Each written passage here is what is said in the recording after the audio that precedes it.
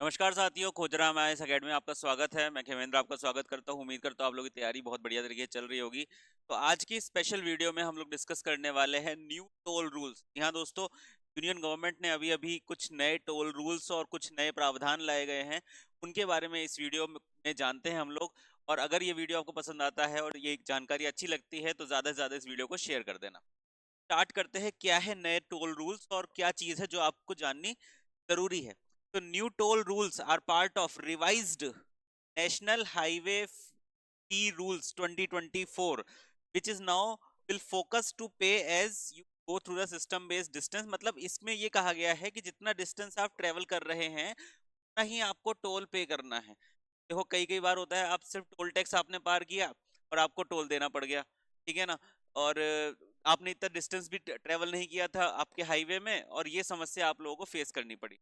इसका समाधान लेकर आई है अब गवर्नमेंट, और उन्होंने ये बोला है कि इनिशियल 20 किलोमीटर तक अगर आपने ट्रेवल कर रहे हैं किसी भी हाईवे के ऊपर तो आपको टोल देने की आवश्यकता नहीं है। इनिशियल 20 किलोमीटर तक अगर आप ट्रेवल कर रहे हैं हाईवे के ऊपर तो आपको टोल देने की आवश्यकता नहीं है, ठीक है।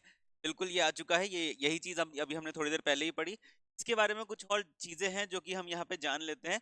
और तो टोल कितना देना होगा आपको, मान लीजिए फॉर एग्जांपल मैं बात करूं कि आपने किसी हाईवे के ऊपर 30 किलोमीटर ट्रेवल किया है, तो आपको 20 किलोमीटर से जितना एक्स्ट्रा बनता है 10 किलोमीटर, तो 30 - 20 दैट इज 10।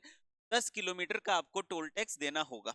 यहाँ पे बात करते हैं, ministry of road transport highway has introduced a new toll system aim to making the journey smoother for private vehicle owners. Private vehicle owners के लिए बेहतर जर्नी ये बनाने के लिए इन्होंने एक चीज की है। Under this new system if you travel up to 20 kilometre on highway और एक्सप्रेसवे, हाईवे और एक्सप्रेसवे दोनों पे ये चीज लागू है, you won't face any toll charges. आप किसी प्रकार का टोल देने के लिए बाध्य नहीं होंगे। Provided you have global navigation satellite system in your vehicle. तो आपके पास ग्लोबल नेविगेशन सैटेलाइट सिस्टम आपके पास होना चाहिए। इसके लिए आगे किस तरीके से ये इम्प्लीमेंट किया जाएगा इसके बारे में जानकारी आपको आगे पता चलेगी गवर्नमेंट के द्वारा ही। ये GNSS global navigation satellite system किस तरीके से लगाया जाएगा आपकी गाड़ी में।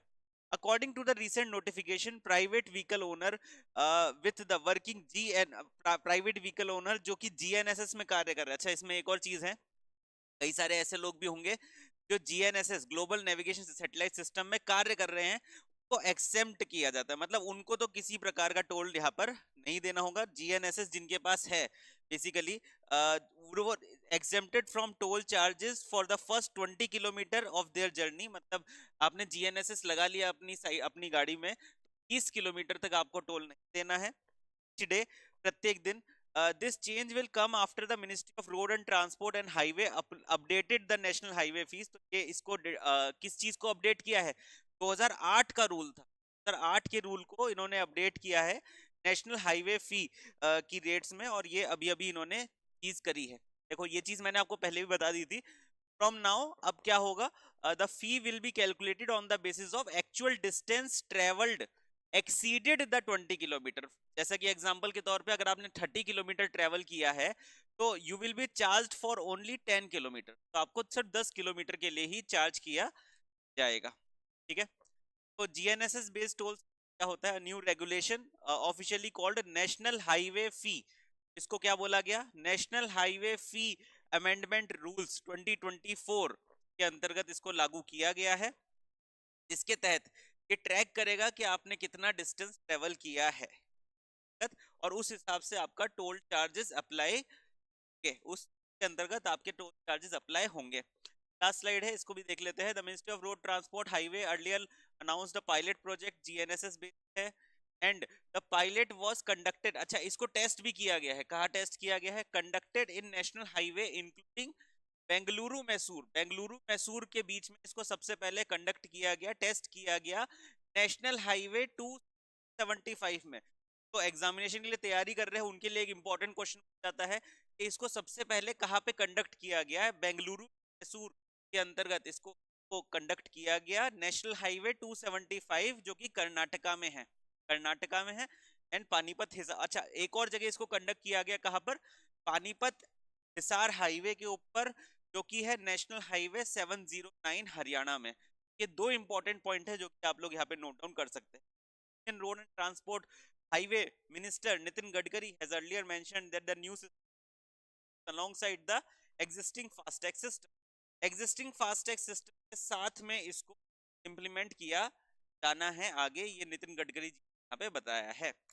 Smooth transition, ministry organise the international workshop on 25th of June को कंडक्ट करने के लिए, स्मूथ ट्रांजिशन कराने के लिए मिनिस्ट्री ने 25 जून 2024 को एक वर्कशॉप भी कंडक्ट कराई to gather the global input. बाकी जगह भी क्या होता है इसके बारे में इंफॉर्मेशन मिल जाए हम लोग, क्लियर है। ये हमारी पूरी की पूरी इंफॉर्मेशन जो कि आने वाले टाइम में आप लोग इम्पोर्टेंट हो सकती है, एंड आई रियली होप कि ये इंफॉर्मेशन आपके लिए बहुत ज़्यादा लाभदायक रही होगी। और मिलता हूँ मैं आपसे अगले वीडियो में, तब तक के लिए अपना ध्यान रखिए, धन्यवाद।